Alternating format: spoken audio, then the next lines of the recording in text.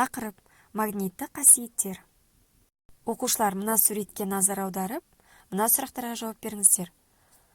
Магнит туралы не білесіздер? Бұрын-соңды магнитпен кездесіп көрдіңіздер ма? Егер сіздер магнитті өмірде қолданып көрсеңіздер, магнитті бір-біріне жақындатсаң, тебіледі.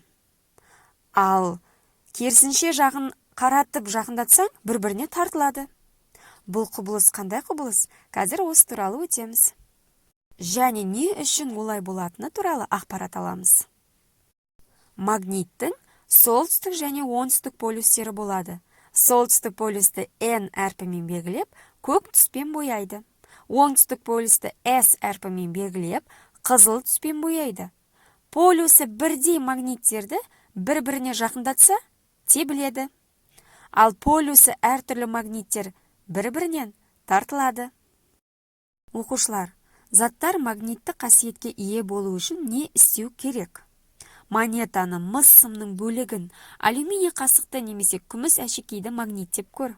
Қандай металдарда осындай қасиет бар? Ойланыңыздар. Қайшыны магнитке үйкеу керек?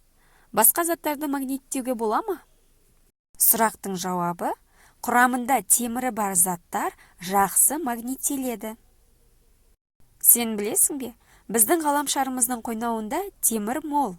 Сондықтан ғаламшардың магнитті қасиеті күшті, тіпті жерді өте үлкен магниттеуге болады.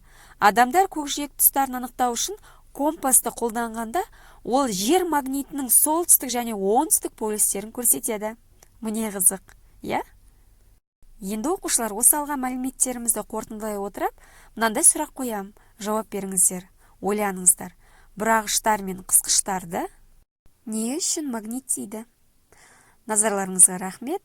Сұраққа жауап беріңіздер. Сіздерге сәттілік.